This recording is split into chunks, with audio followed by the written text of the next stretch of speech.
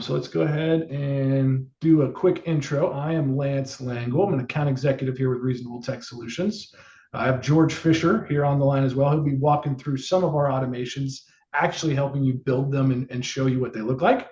Brooke Grega as well from Reasonable Tech Solutions. And then we have James Mitchell, who is the CEO of Reasonable Tech, on the call with us as well. Wealth of knowledge and a great resource for all nonprofits in the Maryland area. And before we get into the meat of the conversation today about automations, real quick, we just want to talk about our mission here at RTS. Our goal is to be able to help nonprofits modernize their operations, automate a lot of the repetitive work, because we're all doing it day in and day out. We may not realize we're doing it, but there are activities that we're doing each and every day that are just taking time away from our mission that we want to help you automate. Protecting donor data, that's a big piece of this. Obviously with cyber threats continuing to be on the rise, it's no longer Fortune 100 companies. It's not Fortune 500 companies. Everybody is a target. Anybody that has sensitive data, financial information, personally identifiable information, those bad actors are out there on the hunt, looking at anybody and everybody's environment. And then last but not least, I talked about this briefly, but we want to help redirect any of those IT savings we can find from doing some of these automations back to the mission, right? Because that's what we're all here for. That's why we choose to work with nonprofits, because we really appreciate what they do for the community. That's why you choose to work at a nonprofit, because you want to make an impact. So let's help everybody make a bigger impact. The nonprofit challenge. These are some of the common themes that we get when we're talking to nonprofits on a regular basis. There's manual tracking. There's a spreadsheet for this, a spreadsheet for that, a system for this, a system for that. Unfortunately, most of those things don't talk to each other, and they require manual updates. So it becomes really difficult to make sure we have accurate data, up-to-date data, and that our data is communicating with each other. Repetitive admin tasks. This is going to be a common theme. When you look at having a spreadsheet that has to be filled out every week, or registration lists for volunteers for an event. These are all things that we're having to do on a repetitive basis that we can automate. A lot of outdated systems out there, and I'm looking at all of you nonprofits here in the room specifically for this, because I know, again, having a smaller budget, sometimes that limits our opportunities to go and update our systems or get into certain platforms because the cost is too high. And with both of those things, you have limited staff time and shrinking budgets. So with all of these things combined, it puts us in a situation where we have to do more with less. So that's what we've developed this webinar series for, is to again, show you how you can do more with less, not just tell you have to do more with less. And real quick, the agenda, we're going to be walking through 3 automations you can build today. And each of these is going to take about 2 minutes to build. So these are very, very simple. Don't think that this is the only way you can automate. This is just to show you that you as a non-technical person can build out an automation for some repetitive tasks. But these things can be built as complex, connecting to different systems, different databases, different integrations, things outside of the Microsoft ecosystem. There really is no limit. If you can think it, you can likely automate it, and that's where we can help. One thing we're going to look at is having you all decide what workflow you would want to automate. So thinking about your day-to-day activities and something that you're like, man, I wish I didn't have to do that anymore. I want you to kind of think of that in your head while we're going through this presentation, because there will be a follow-up to help you actually build out an automation specific to your environment. The third thing we're going to look at is something called the process miner. And I forgot to mention a very important piece of this. All of these things we're talking about today, you already have, you already pay for, you just probably aren't aware that they're out there and what their capabilities are. So there is no additional cost for any of these tools. If you're using Office 365, you're going to have all of the tools we're going to show you today, including the process miner, which is a really neat program, because what it does is it will actually look at what you're doing on a day-to-day basis. You let it run for a week, 2 weeks, a month, and it starts to identify workflows that you're doing that you may not even have realized you're doing that can be automated. So if you're struggling to think of something, the process miner is going to be a great tool. And then last but not least, you're going to be able to take home a concrete plan to actually implement some of these automations in your environment, because there's nothing I dislike more than being on a webinar where I get no actionable items out of it. It's just someone talking to me or at me. So we don't want to make that the goal here today. You're going to have a concrete plan of how to implement these things. Now, this is what I talked about earlier. So quick question again, just kind of think about this while we're going through the presentation. If there was one repetitive task that you could remove or delete or automate, what would it be? So please, everybody, go ahead and type an answer in the chat. We'll give everybody a few seconds. So I already see one popping in there. Processing invoices, good. That is probably the most common automation we see and hear about. Okay, we got a couple more. Donor database. Yep, that's a big one, especially for the nonprofits. I know those systems are extremely pricey. They charge you for the licensing. Those are all things we can look to move away from those platforms and build it in your environment. Perfect. Okay, good. Well, we'll get to some of these other ones here later, but please continue to think about this while we're moving through the presentation. And as I mentioned, these are all tools you've already have. So we're going to really focus on Power Automate the most today.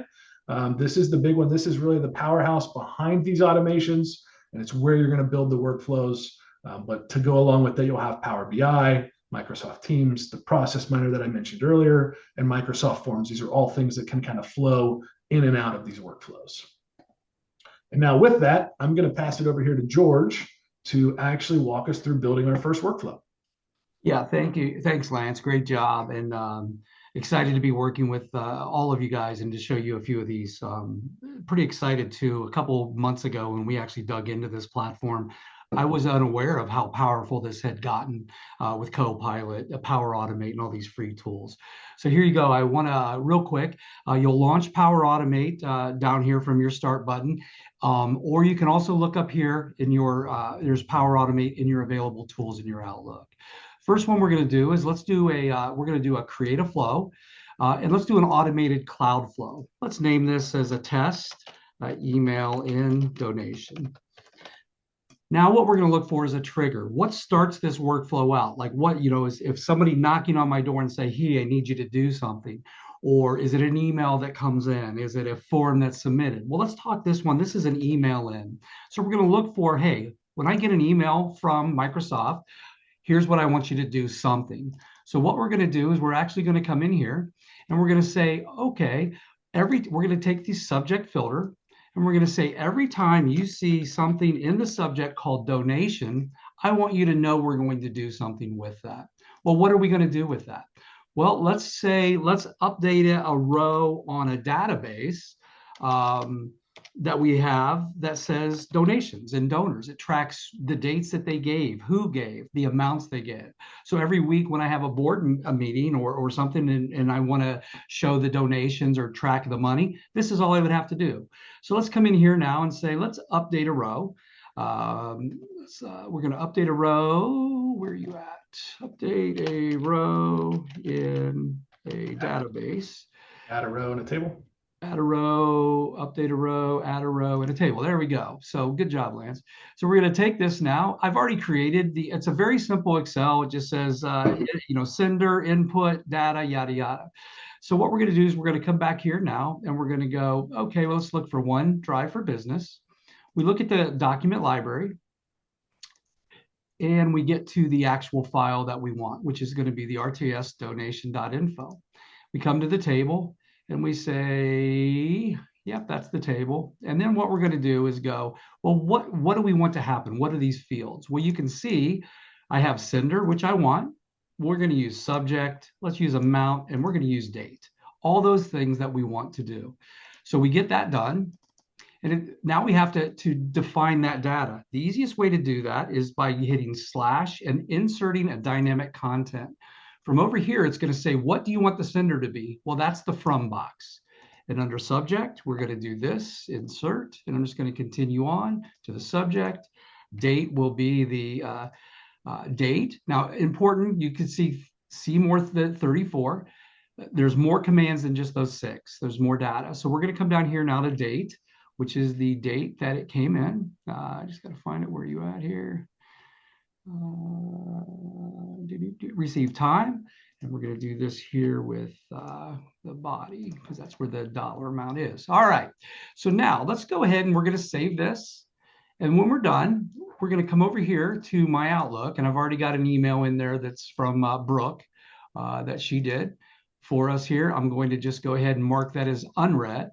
That's brand new, and here we go.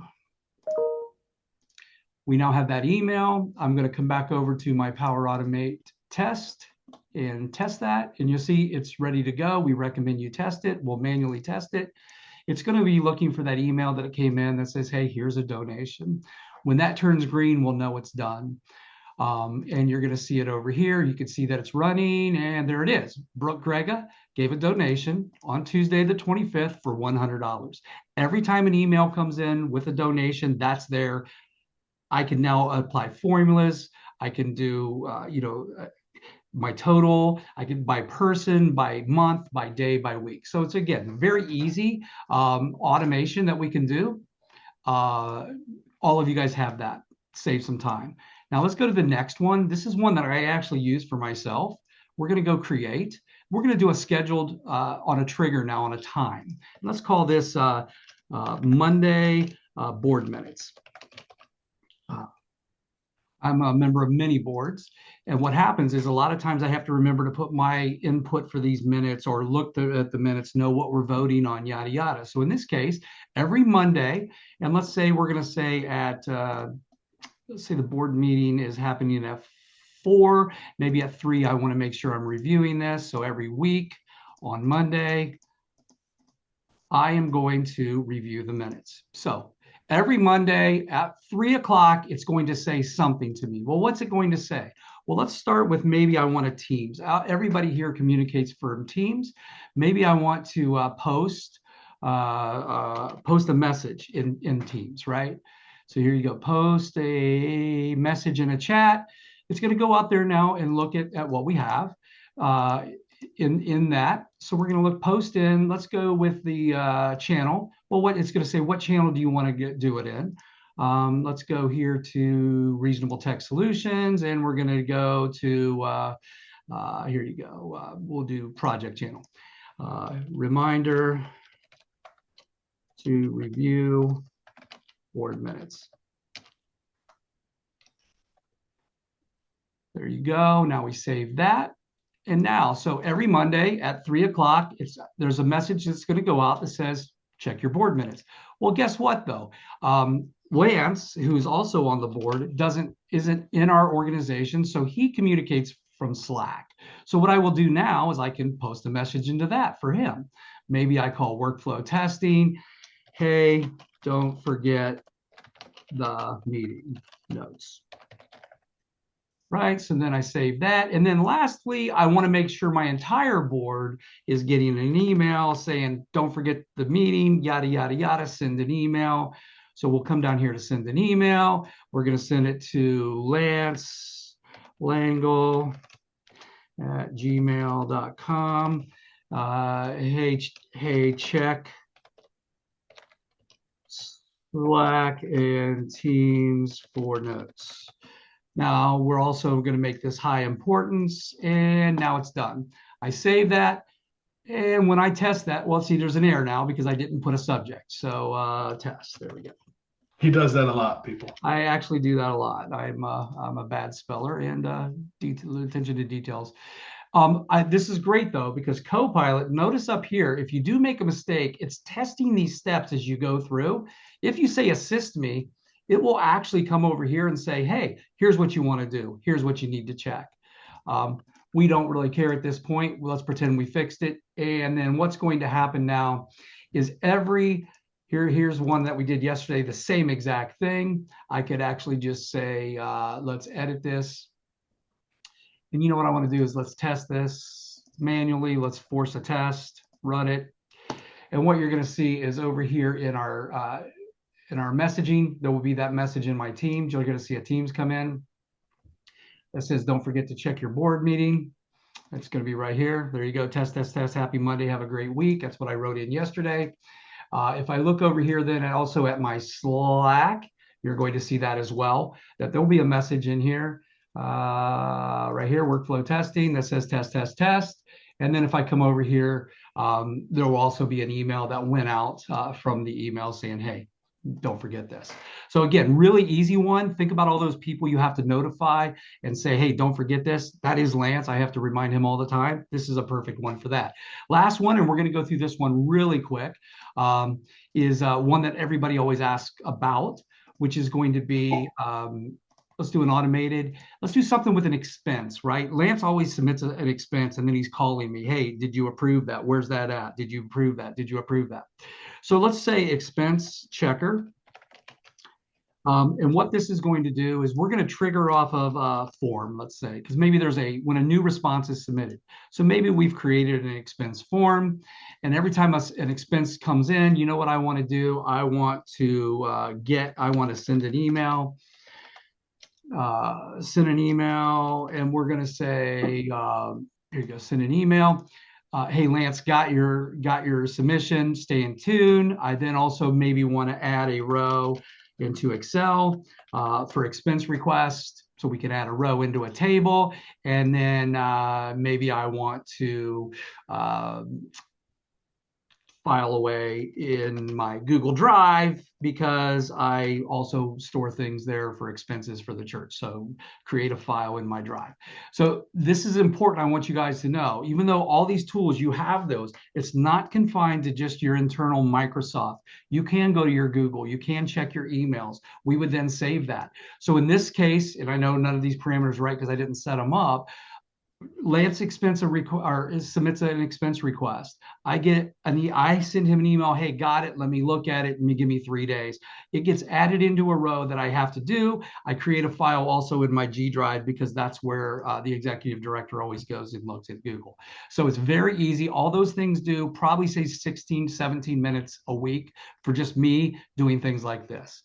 Okay, the last thing I want to know, because I know we're running up against some time, is I want to show you guys something called process mining. Go into create, because a lot of times I remember Lance asked you guys, think about a task we want to automate, something that we do pretty continuously. And a lot of times we get mind blocked, right? We go, oh gosh, I don't know what I do. I don't know what I do. That's where this process mining comes in. What this is going to do is actually it installs just a thing that watches you work for the week, right? It's not because it's not going to tell your boss you need a raise or not, or you're not working. But what it does look is that things that look repetitive, things that look mundane, things that we do over and over and over again. When I get there, what I end up with is after I run it for a week, 2 weeks, 3 weeks, whatever, here's a sample one that was done off of invoicing or finance. So you can see what it does is it's going to create a map. This process happened to be when an invoice gets entered into our system. Here's all the steps that it does. Here's all the areas that it might hit. The blues are where it gets stuck or spends the most time. So when this is done, this was run over a couple week period. You can look over here and see here's all the invoices it checked. But here was your biggest things. These two, invoice entry and reissuing the invoice, were the most time that these was taken. Maybe we have an error checking right spot in between that. Maybe we do something where we don't have to re-enter them. There's got to be a reason. That's what it starts to look for.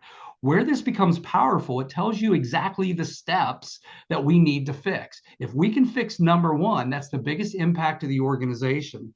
Where this plays into the budget for you guys is right here. Spend by company code.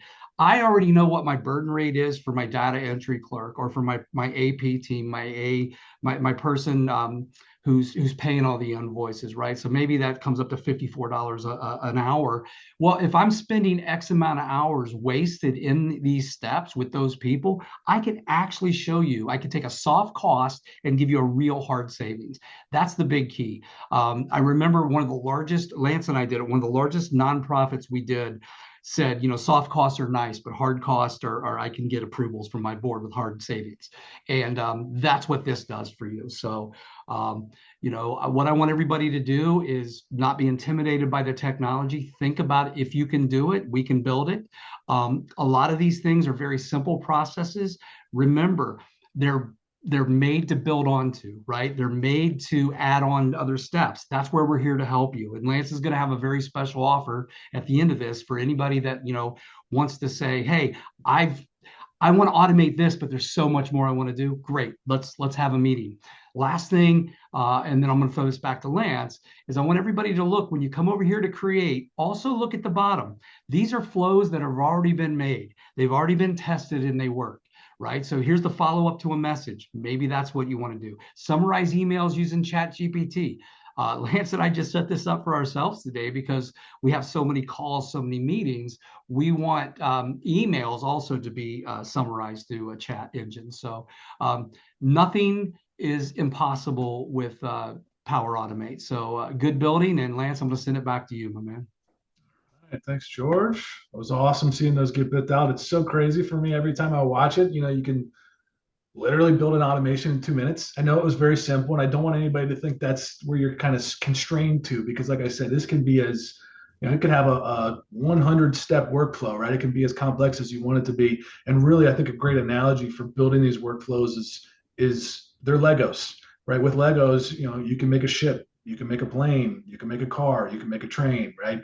But it's the same set of Legos. It's just all a matter of understanding your processes, where those bottlenecks are, and then what kind of actions and triggers we can put in place to help automate those. So just keep that in the back of your mind, Lego blocks.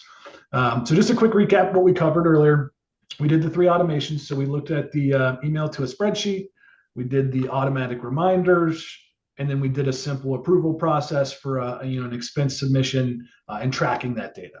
So with those 3 automations, I think that can kind of get your wheels spinning for what the possibilities are. And then if you're stuck still, let's look at the process miner. That'll help us identify exactly what you're doing that we could look to automate. Real quick, just as a comment, you'll be getting some resources within the next hour. Once this call wraps up, you'll receive an email with everything you need. You'll have today's slides, a workbook to be able to plan out your automations, some starter templates for the flows that we covered, and then a guide on how to work with the process miner. So you'll have all of those coming out to you here after the call.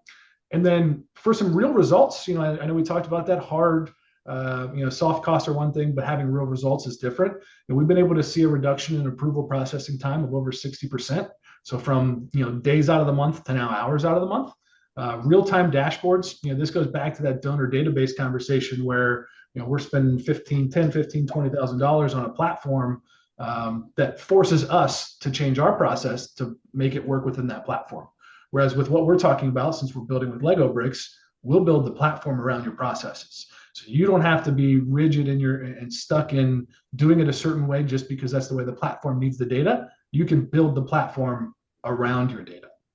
And then last but not least, automating donor pipelines. I know this is a really big one. We hear it all the time. So from a form submission to a thank you email to all of the tracking in between, it can be completely automated and in your own system. So you don't have to spend that $10,000, $15,000, $20,000 anymore. And then again, we talked about this earlier. So pick a task you want to automate, create the workflow, build it, test it, verify that it works, and then expand that into more flows, more connections, more integrations. And if you're struggling, that's where we can absolutely come in to help. And then last but not least, we have an offer for you all. Everybody that joined us, we're really appreciative of your time. We hope that you got some really good value out of this. And if you want help mapping your first automation or identifying the opportunities to be able to automate, we'd love to spend 30 minutes with everybody here. You'll get a completely free automation starter session. We'll look at your specific workflows. We'll create an automation plan that fits your company specifically. And then, we'll be able to continue to build upon that and start to take as much back from all of these systems that are overcharging us and put that money right back into the mission, because again, that's what we're all here for. That's what we do. And we're really excited about the opportunity this could be for all of you. And Lance, let me throw in real quick too. One of the big things, you guys want a easy, low-hanging fruit, right? Which is going to be databases. Nonprofit databases have not been updated many, many years. They're getting very long in the tooth. They're very expensive to maintain. And quite honestly, a lot of people don't know how to transition out. Let's take 30 minutes, call us, let us know what database you're using and that, hey, we're looking for ways. If this is the way that we can make a huge impact to the organization's budget. If I can save 20% off your budget and we can move that right back over to the giving, right? Back to the people that actually need that. So yeah, let's look at databases. Thanks, Lance. Yep, absolutely. And that was really the kind of the closeout. So thank you everybody for your time today. And I'm beating a dead horse here, but remember, every hour you save on a manual task is an hour you can invest back into the mission. So everybody go automate something this week. We do have our second session coming up here on December 10th. We'll be doing something along the same lines here. It's going to continually build up on what we covered here on the first session. So again, go automate something this week. Everybody have a fantastic Thanksgiving, and we're really appreciative of your time and looking forward to having some one-on-one conversations.